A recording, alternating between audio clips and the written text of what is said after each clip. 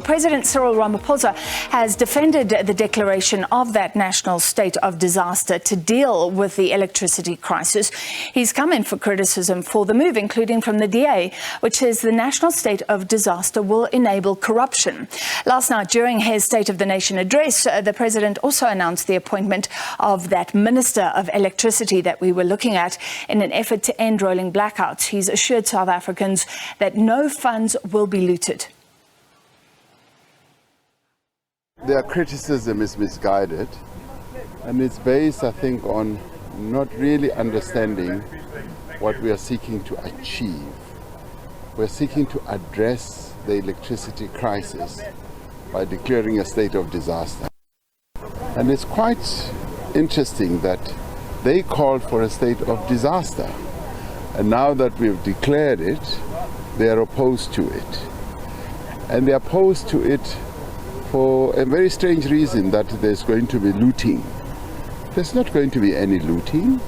There's just going to be a process of ensuring that we deal with the crisis, and we will be following all the processes, the rules and the regulations, and to speed up the process of enabling Eskom to be able to deal with the challenges of generation and transmission. And that's what the state of disaster is really going to be addressing. Well, in a somewhat unusual move, the ANC held a press conference today. ANC Secretary General Fikile Mbalula has responded to the State of the Nation address, commenting on the EFF disruptions last night. And Mbalula says that the party will not be distracted by opposition party sideshows, he called them, and said that they are mainly driven by political intolerance. We will therefore not be distracted by little sideshows, by a few which are mainly driven by political intolerance. We must be tolerant in this country. You can't promise the whole country that you are going to stop parliament when you are stopped on your tracks because of your own actions. You cry foul. It's like, asking for rain. When it rains, you complain about mud. You are Mr. Action. We are in a democratic space. There is tolerance here. You can protest, you can do anything. And to disrupt is anarchy in a democratic space. And worst of all, disruption can also extend to hooliganism.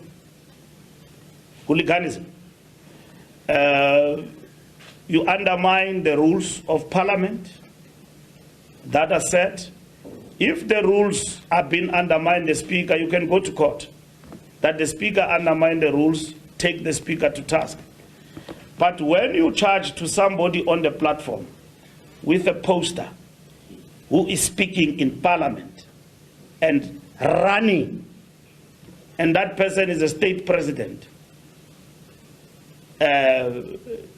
running with a poster to the podium, you are attacking. So it could be interpreted in many ways. But nonetheless, these gimmicks were used to. It is just that yesterday it took a different shape. And we as the ANC, we are not proud to see our parliament turn to a war zone. And we will never be proud of that. But we support the actions that have been taken by the Speaker and the Presidium to ensure that the State of the Nation that is awaited by the people of this country did go unhindered, and at the end the President delivered the State of the Nation, which is key to this country, affect lives of ordinary people. So the sideshow will be dealt with in accordance to the law and in accordance to the prescripts of Parliament. Meanwhile, the EFF says it plans to call for a motion of no confidence in National Assembly Speaker Nosiviwe Mapisa-Nqakula. The party has given Mapisa-Nqakula 48 hours to apologise for allowing security services to enter Parliament to evict its members. EFF President Julius Malema says the Speaker's actions were unconstitutional, as only Parliament's protection services are allowed to remove members. He says if Mapisa-Nqakula fails to apologise, they will approach the Constitutional Court. The Speaker, she must, we are going to put a motion of no confidence in her. She's the most impatient Speaker.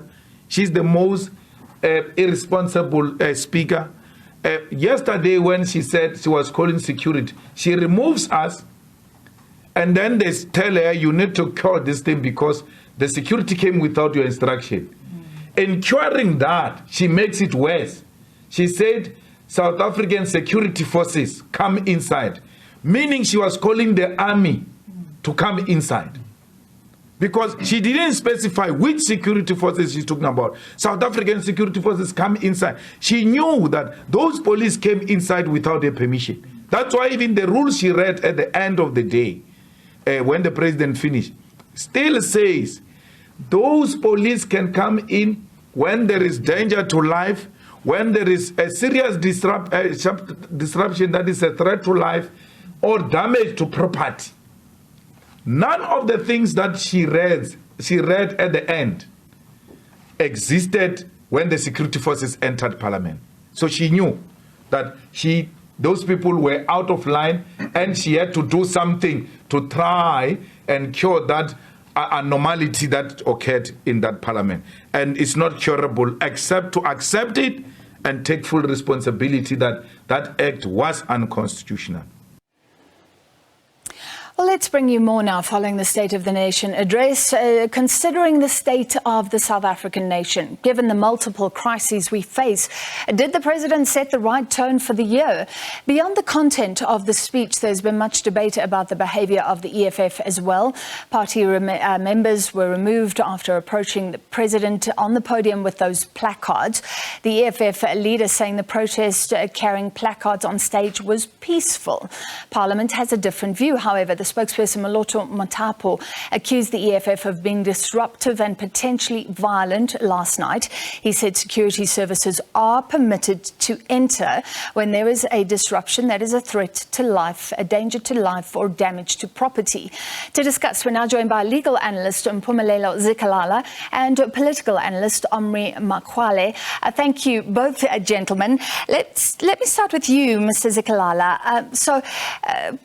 The EFF saying only Parliament Protection Services can deal with MPs, but then we saw these other members. You would think that the President would have his own protection. They seem to appear very quickly. The EFF and the DA both concerned that nobody had been called in by the Speaker. That has to be checked and double-checked. Do you think this will play out extensively in the courts or go away pretty quickly? I think it's going to end up with the courts in terms of determining what are the rules and procedures that must be followed in instances such as these ones. Now, we must admit that they were quite unique. It's not every day in which you will get people that want to protest which are so close to the president, especially within the context when era which is designated as Parliament. So something which would not be allowed in that particular context cannot be allowed and cannot be engaged. Now, if you then go back to the rules of Parliament in terms of what they say, in the instances of grave disorder, the Speaker does have powers to suspend the House, and one of those parts or the privileges or the things that would follow after that would then to say, I want to make sure that the grave disorder that has taken place is eliminated. When the EFF ascended to the stage, no one knew what they were supposed to do. So it cannot be determined as being peaceful unless it can be regarded as such. However, if they're going to say and go to the stage and say, we are protesting and simply raising our voice. Now, Parliament is a stage or is a process or an arena in which those various opinions will be raised. There are ways and means of raising the opinions, the points of orders and other debating mechanisms that are there in Parliament will allow them to do that. There will be no need for any ascending to the stage. That's a grave disorder which would have taken place. And I think only in that context of saying, I want to suspend the House as the Speaker so that this particular grave anomaly can go away, I would say I supported the Speaker. But in terms of, for example, the chasing of Honorable Zungu, I think on that one, the Speaker might have overstepped the mark. She did not allow Honorable Zungu to finish his submission, and even to then have a discretion or apply her mind to what he was saying. Before you take the decision of throwing someone out, you can't anticipate that person is going to say something which is irrelevant. That anticipation is a suppression of freedom of speech and something that cannot be allowed in our parliament. All right, yeah, there are a lot of different moving parts. Mr. Makgoale, if we just look at this in political terms, the EFF was trying to make a point about the president. Do you think it will land with their supporters or not, given that they definitely changed tactics this time?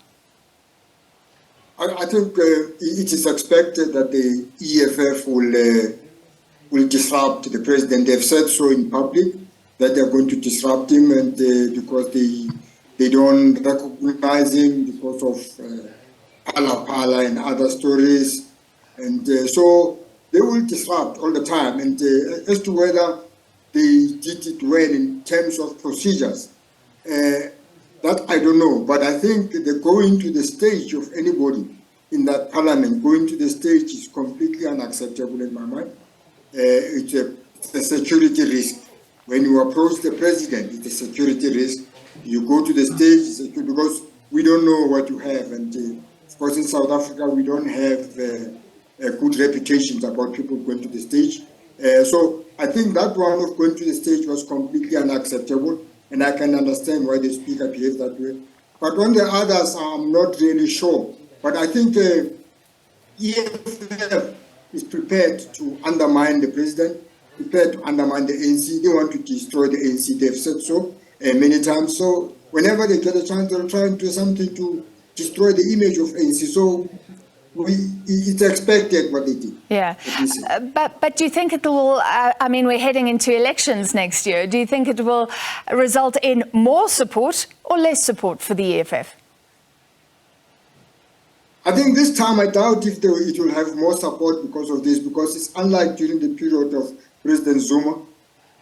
The current president is not very popular, of course, but it's not like Zuma. You know, during the period of President Zuma, most people were aware that, the Nkandla story, the corruption was completely out of control. Ramaphosa is more blamed that he has not taken actions, decisive actions to address some of the things, and such as addressing this electricity story, the railway story. He has not taken decisive steps to address those problems. So he's not seen in a bad light like the previous president. So I don't think that EFF will get more support because of this. But the ANC is likely not to get more support during the next votes because it has not managed to deliver in time to the citizens. You know, and that's the main issue, but not because of the EFF. Yeah, so nobody benefits. Very quickly, Mr. Zikalala, will the courts consider what Mr. Makgoale was saying? If you approach a president, that is a security risk. I did it once, and I quickly got physically removed in the flash of an eye. So the EFF, would the courts consider that the EFF must have considered that security would move in as soon as they got onto the podium and approached the president? Definitely. Let's remember when they go to court, they would say, court, we need you to assess whether the conduct of the speaker is correct or not. Now, in Parliament, we have rules that we need to follow. If you look at the sequence of the rules, I think Rule 14 will then be able to deal with this particularly in terms of the joint rules. Now, it does say a member cannot be interrupted, allowing freedom of speech and debate to be there in Parliament because that's what you came there to do. But next to it, then says irrelevant interpretation of points of orders and certain submissions. Now, at the discretion of the speaker to then say, you stood up once again, you've said something which is irrelevant, and you are repeating it. Now, I'm now ordering you not to do it again as a warning. If you do so, then I will order you to then go out. If you then refuse to listen to whatever that I'm saying to you, then I must order you to withdraw from the chambers, because you are certainly not here to help us in furthering the duties of the business of Parliament in a particular day. You have to go through all those particular processes. You can't anticipate and then say this person is going to raise anarchy. They're not here because they are true and authentic to the duties that they need to do. And so let me just dismiss them before they even start. It does not work in that particular process. Remember, as a speaker, you are there to preside and maintain order at all particular point in times, and you must show no fear or favor or even bias towards any political party or any other individual that is there. The rules are there to assist you in doing that. So the assessment of whether the rules were applied correct is what the court is going to do. All right, very quickly, the DA says it's going to court about the state of disaster. It was actually calling for a state of disaster, but for a ring-fenced one around Eskom. So, Mrs. Zikalala, are there precedents? Because we know that the courts dealt with a whole lot of challenges during COVID-19. Will that help the courts reach a legal determination this time? It's going to assist, but let's look at where the declaration of the disaster comes from. The National Disaster Act is very clear as to how and when those particular disasters are supposed to take place, but there's a missing component here, which I think the court, if the matter gets to there, is going to look at, which is the consultative part. Yes, you can call a national state of disaster as a minister, but you must make sure that you consult, because what you're then doing, you're creating laws and regulations which have not gone through the normal process of public consultation. It cannot be done in that particular matter. Even our constitution and case law have stated that whenever a law is going to apply to everybody, you must make sure that at the end of the day it is part of the consultative stage. So for me, it's the consultative stage which is important at this particular point in time, and it's up to the president to then say, whoever is going to be the Minister of Electricity, make sure that you do that consultative stage much more thoroughly, and you do it with all the municipalities, for example, government departments, and even us as members of the public, so that you can be able to cover your back if there are instances in which you haven't complied. However, if you don't do that, you may be found wanting in terms of the compliance or the legality of the declaration, and also how the implementation after the declaration was then done. All right, thank you very much. Mpumelelo Zikalala, legal analyst, and Omry Makgoale, political analyst. Thank you for your time this afternoon.